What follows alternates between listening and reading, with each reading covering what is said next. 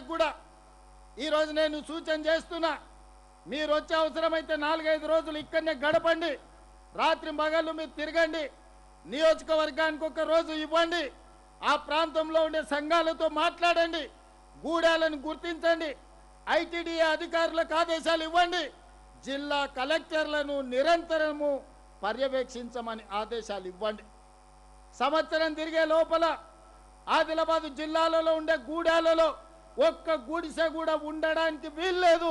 వాళ్ళకు అవసరమైన అన్ని ఇండ్లను మంజూరు చేసే బాధ్యత రాష్ట్ర ప్రభుత్వం తీసుకుంటుంది.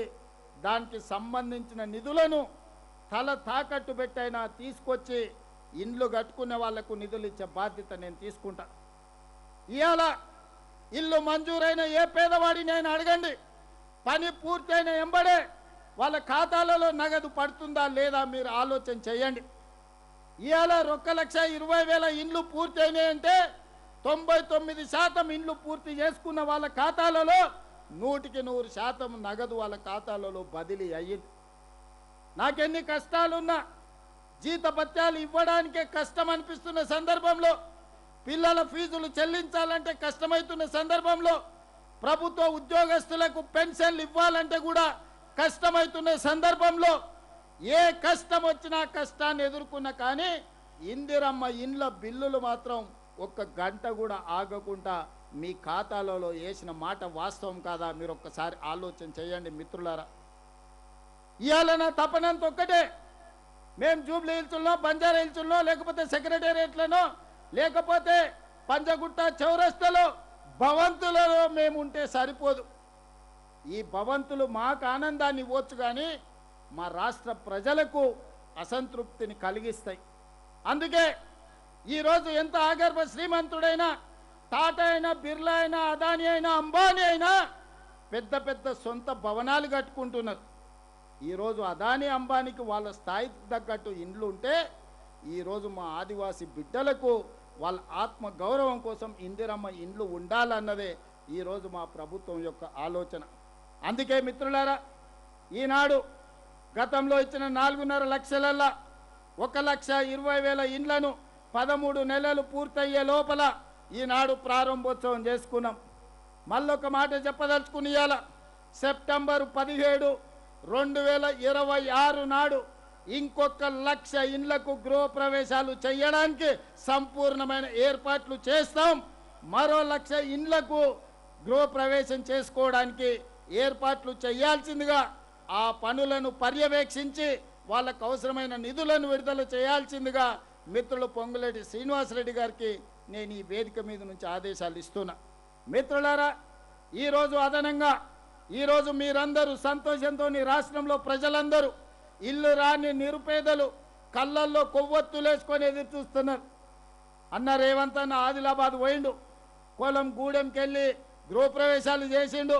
వాళ్ళు ఇచ్చిన ఇప్ప పువ్వు లడ్డు, లేకపోతే వాళ్ళు అక్కడ పెట్టిన రొట్టె తిన్నాడు, మొక్కజొన్నలు కాల్చినవి పెడితే సంతోషంగా భోజనం చేసిండు. ఇవన్నీ బాగానే ఉన్నాయి, ఇల్లు వచ్చిన వాళ్ళ కళ్ళల్లో ఆనందం ఉంది. మరి ఎదురు చూస్తున్న మా పరిస్థితి ఏందని ఈరోజు రాష్ట్రం నలుమూలల పేదోళ్ళు ఆలోచన చేస్తారు. అందుకే ఈనాడు ఈడికొచ్చిన వేలాది మంది ఆదిలాబాద్ బిడ్డల సాక్షిగా తెలంగాణ రాష్ట్రంలో ఈరోజు మళ్ళీ ఒక 2.5 లక్షల ఇండ్లను నూతనంగా మంజూరు చేస్తున్నాం. ఈ 2.5 లక్షల ఇండ్లలో గతంలో పన్నులు మంజూరయ్యి పన్నులు మొదలుపెట్టి కాస్తో కూస్తో బిల్లైన వాళ్లకు L3లో పెట్టి ఈరోజు నగదు వస్తలేదు. ఇల్లు మంజూరైన వాళ్ళు ఇల్లు కట్టుకోలేకపోతున్నారు. అందుకే ఆ సమస్యలన్నిటిని కూడా దృష్టిలో పెట్టుకొని ఆనాడు మొదటి విడత ఇందిరమ్మ ఇండ్లో, రెండో విడత ఇందిరమ్మ ఇండ్లో, లేకపోతే గృహలక్ష్మి పేరు మీద గతంలో కాగితం వచ్చినా వాళ్ళు ఈరోజు ఇండ్లు కట్టుకోలేని పరిస్థితి ఉంది. వాళ్ళందరినీ కూడా ఈనాడు ఈ పథకంలో వాళ్ళని భాగస్వాములను చేసి వాళ్ళకు కూడా ఇండ్లు కట్టుకోవడానికి నిధులు ఇచ్చే బాధ్యత ఈ రాష్ట్ర ప్రభుత్వం తీసుకుంటుంది. అందుకే ఈనాడు మరొక 2.5 లక్షల ఇందిరమ్మ ఇండ్ల మంజూరు పథకాన్ని పెద్ద ఎత్తున మీ చప్పట్ల మధ్యన ఈనాడు ప్రకటించదలుచుకున్నా. ముఖ్యంగా ఈ పక్కనున్న మా ఆడబిడ్డలు, ఇంటి ఆత్మగౌరవమే ఆడబిడ్డ, ఇల్లు చూడు ఇల్లాలిని చూడు అన్నారు. ఇల్లుని చూసి ఇంటి ఆయనను చూడమని చెప్పలే. ఇవాళ ఇల్లు వచ్చిందంటే ఆ సంతోషం ఆడబిడ్డకు తెలుసు. ఎవరు చుట్టం వచ్చినా కొడుకుకు బిడ్డనియానికి వచ్చినా లేకపోతే బిడ్డను మనవియాడానికి పోతే మీకు ఇల్లు ఉన్నదా లేదా అని అడుగుతారు. భూమి ఉంటే సంతోషం కానీ ఇల్లు లేకపోతే దుఃఖం. అందుకే ఈనాడు మా ఆడబిడ్డల కళ్ళల్లో సంతోషం చూడడానికి, మా ఆడబిడ్డలు నిండు మనసుతో ఆశీర్వదించడానికి విచ్చేసినందుకు ఈనాడు 2.5 లక్షల ఇందిరమ్మ ఇండ్లను ఇవాళ మంజూరు చేస్తున్నాం. ముఖ్యంగా ఆదిలాబాద్కు గూడాలలో ఎక్కడ కూడా గుడిసెలు ఉండొద్దు. గుడిసెలు లేని గూడాలను ఈరోజు నేను చూడాలని నేను అనుకుంటున్నా. అందుకే గూడాలలో ఉండే పటేన్లకు కూడా నా విజ్ఞప్తి, మీ గూడెంలో ఉండే ప్రతి వాడికి ఇల్లు ఇప్పించే విధంగా మీరు గ్రామ సభలు పెట్టి మీరు మాట్లాడుకొని మీరు లిస్టు తయారు చేయండి. మీకు ఇల్లు ఇచ్చే బాధ్యత ఈ రాష్ట్ర ప్రభుత్వం తీసుకుంటుంది. అదేవిధంగా ఆదిలాబాద్ అనగానే ఆనాడు ప్రాణహిత చేవెళ్ళ ప్రాజెక్టు గుర్తొస్తుంది. డాక్టర్ వైఎస్ రాజశేఖర రెడ్డి గారు, కాకా వెంకటస్వామి గారు, డాక్టర్ బాబాసాహెబ్ అంబేద్కర్ సుజల స్రవంతి పేరు మీద ప్రాణహిత చేవెళ్ళ ప్రాజెక్టును మొదలు పెడితే తుమ్మిడేటి దగ్గర బ్యారేజ్ కడితే ఆదిలాబాద్ జిల్లాకే 2 లక్షల ఎకరాలకు నీళ్ళు ఇచ్చే అవకాశం ఉండే. కారణాలు ఏమైనా ఆనాటి ప్రభుత్వ ఆలోచన ఏమున్నా తుమ్మిడేటిని పడావు పెట్టినరు, మేడిగడ్డ సుందిల్లా అన్నారమని అక్కడికి తీసుకెళ్ళారు. 1,00,000 కోట్లు ఖర్చు పెట్టారు. కాళేశ్వరం కట్టడం, కాళేశ్వరం కూలేశ్వరం కావడం, 1,00,000 కోట్లు గోదావరి గంగలో కలిసిపోయి ఈనాడు ఆ 1,00,000 కోట్లు మొత్తం గోదావరిలో కలిసిపోయినాయి. ఆదిలాబాద్లో ఎకరానికి కూడా నీళ్లు రాలే. ఇవాళ ఎక్కడికి వచ్చినా ఇంతకుముందే కొమరభీం ప్రాజెక్టును చూసిన 10 టీఎంసీల కెపాసిటీ ఉంటే ఆ ప్రాజెక్టులో ఈరోజు రిపేర్లు ఉంటే చెయ్యకపోవడం వల్ల 4 టీఎంసీల నీళ్ళనే కొమరంభీం ప్రాజెక్టులో నిలుపుకునే పరిస్థితి.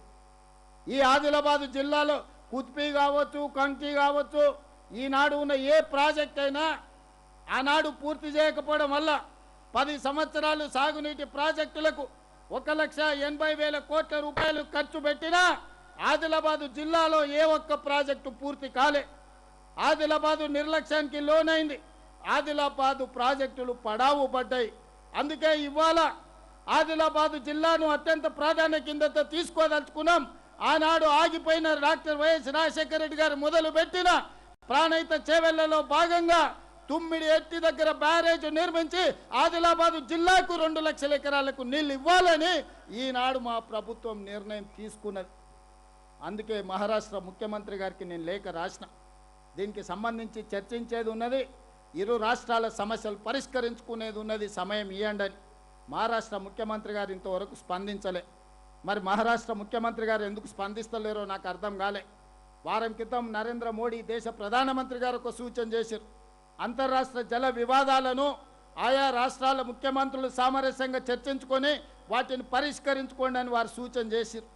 మరి వారి సూచన ప్రాతిపదికన మహారాష్ట్ర ముఖ్యమంత్రి గారికి నేను లేఖలు రాస్తా ఉన్నా.